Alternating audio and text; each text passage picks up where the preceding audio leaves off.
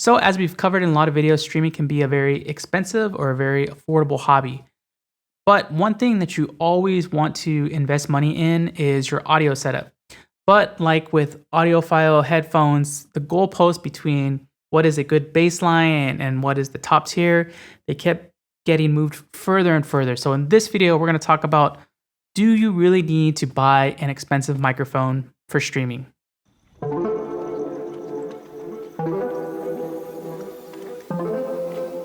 So when you're planning on making any big investment in your streaming setup, you want to think about what you're buying and why you're buying it for.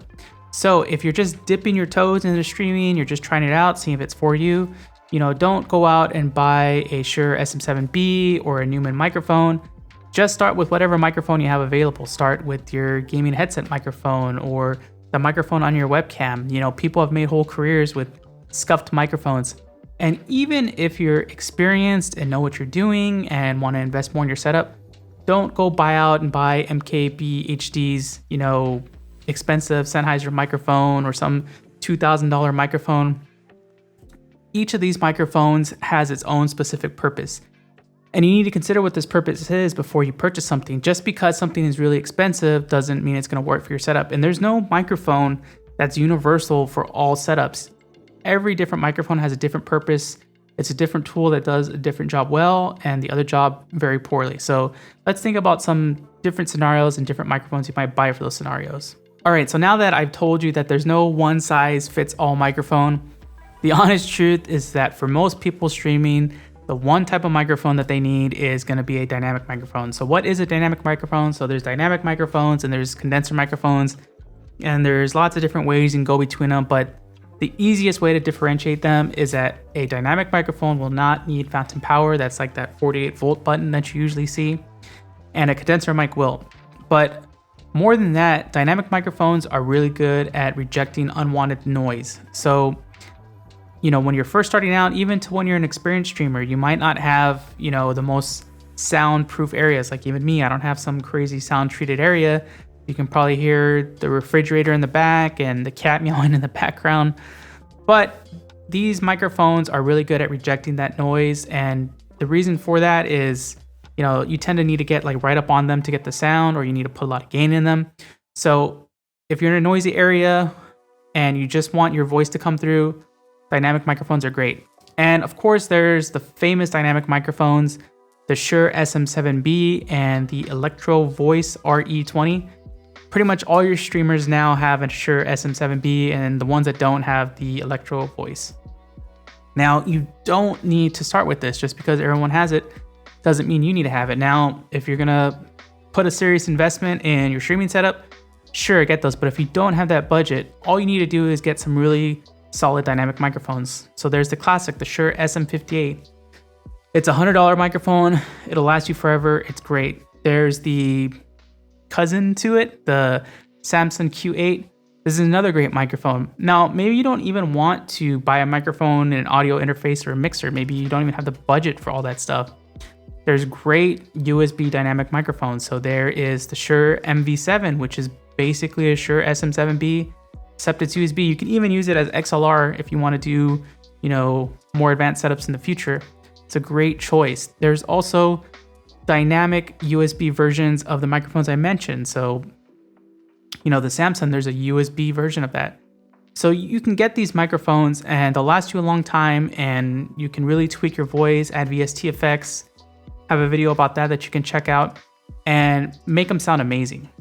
Now, a lot of you probably have your own favorite YouTuber setup, something like this, where it's just a talking head. You can't see the microphone in the camera, and you want to create a similar setup. So you look online, you say, okay, what does MKBHD have? He has the Sennheiser MK416 or MKH416, and you go out and buy it, you set it up, and you're like, why does this sound awful? Well, the thing is that, again, not every microphone, just because it's expensive or someone else uses it, means that it's going to work in your similar setup or situations. So, for example, this microphone, it's a great microphone, but it needs to be in the right acoustic environment. So it's a shotgun microphone, which has a certain pattern that picks up certain waves, which we'll talk about in a bit, but it has interference tubes on the side. And I don't want to get into details, but basically, if you're in a room indoors with a lot of reverberation, this is going to mess with the microphone and it can sound kind of funky. what you might want instead for an indoor type setup is a supercardioid microphone, right? This has a different pickup pattern, but there's microphones like this that are better designed for indoor vocals. The other thing with these microphones is that you need to take into account having the space to boom them properly. Like, you know, you can't just get these microphones and basically put them out of the camera, which is far away from you.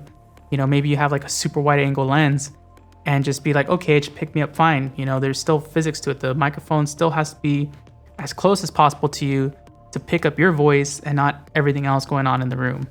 So make sure you have that space and make sure you have a boom stand to get the microphone close to you.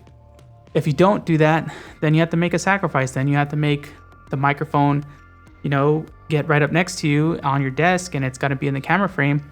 And other things too. These things, you know, they basically pick up vibrations. So don't slam on your desk and be super animated, because all that's going to pick up on your microphone. Make sure it's on a solid stand and it's not going to move around too much. So throwing around terms like supercardioid and polar pattern isn't very helpful because not everyone understands and knows how these things work. But basically, the polar pattern is the way your microphone or the area your microphone best picks up sound. Each microphone has a different pattern. One of these patterns is supercardioid, so it's like a really heart-shaped section in front of your microphone. So if you use these patterns wrong or you get the wrong pattern type mic, then you're gonna have problems. So for example, I think a lot of people start with the Blue Yeti as their first microphone, and they get it and they've heard other people and they're like, it sounds amazing. And they start using it and they're like, why is this awful? Like, why is it picking up every single sound in the room? It picks up my voice, but also my AC. Like, this microphone sucks. What they don't realize is that they've probably set the Blue Yeti to omnidirectional because they didn't know what the different polar patterns meant. So omnidirectional is going to pick up everything in the room. So you really need to understand what pickup pattern you want. So, you know, like I said, the shotgun mic has the pattern for where if you're outdoors and you're pinpointing on a certain area, it's going to pick that up. The supercardioid is going to be good at, you know, if you aim it correctly, it's going to pick up your voice and not all the other things going on in the room. That's right, you got to aim it correctly. Each microphone has a certain way that its pickup pattern works. You can't just talk to it from any direction, or else it's going to sound like you're muffled or talking from the background or talking under a sheet or something. So it's important to look at the manual for your microphones and look at where the polar pattern is. Like, maybe it's at the logo or maybe it's somewhere different, but you need to find out where that is so you point your microphone in the right way and you come through clearly. So again, coming back to the question at the top of this video, do you need an expensive microphone? The answer is no. No matter how much money you throw at a microphone or any piece of equipment, it's not gonna make anything better unless you develop the techniques on how to use the equipment properly. A good microphone used extremely poorly will never sound as good as a cheap microphone used correctly. So, you know, when you're researching stuff, learn a bit about the fundamentals, learn about polar patterns, you know, learn about dynamic versus condenser, and think about what your environment is and what the kind of sound you want to be picked up on your stream or any content that you create. But I want to know from you, like, what's your favorite microphone? Do you have like a dream microphone that you're hoping to use? And like, what challenges have you faced with learning different audio techniques and how to use your audio gear? Let me know in the comments. Give a like if this video was helpful and share it as well. And be sure to subscribe for the next time we're in the studio.